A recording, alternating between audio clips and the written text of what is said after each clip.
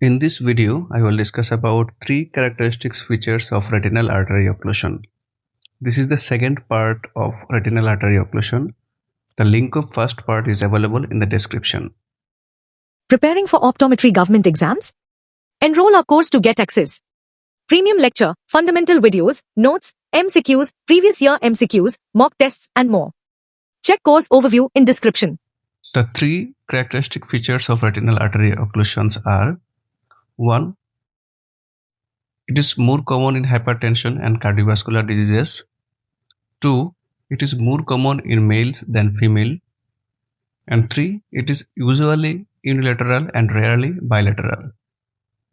Now in the coming slides, I will explain why retinal artery occlusion is more common in hypertension and cardiovascular disease, why it is more common in males than females, and why it is unilateral and rarely bilateral. Now let's know the mechanism of retinal artery occlusion in hypertension. Why it is more common in hypertension. Now when hypertension is there will be increased blood flow in the retinal artery. The blood flow will increase. And due to increased blood flow, it will lead to mechanical stress in the retinal arterial wall.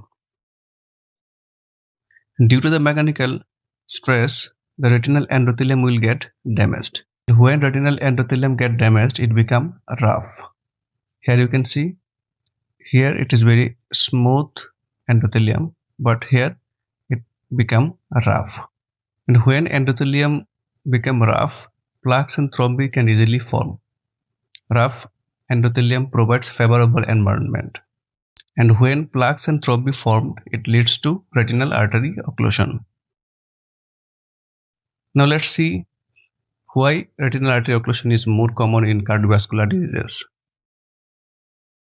Now when a cardiovascular disease is there, our heart can't filter the blood properly. So heart can release tiny pieces of clotted blood, cholesterol and calcium into the bloodstream, like here. Now when the blood reaches to our eye, then it's lead to occlude in the retinal artery. Retinal arteries are very tiny, they can easily get occluded. Now why retinal artery occlusion not common in female? Now during reproduction life of a female, in the blood they have more estrogen level. So what estrogen do? They stimulate the endothelium to produce nitric oxide. So this nitric oxide acts as a vasodilator. So they lead to blood vessels to dilate or widen. So when the blood vessels or retinal artery get wide, it significantly reduces the blood pressure. So when the blood pressure will be normal, then there will be less chance of developing retinal artery occlusion. That's why retinal artery occlusion is less common in female. Now let's see why retinal artery occlusion is more common in male. Due to the male lifestyle like smoking, they have higher and earlier incident of hypertension.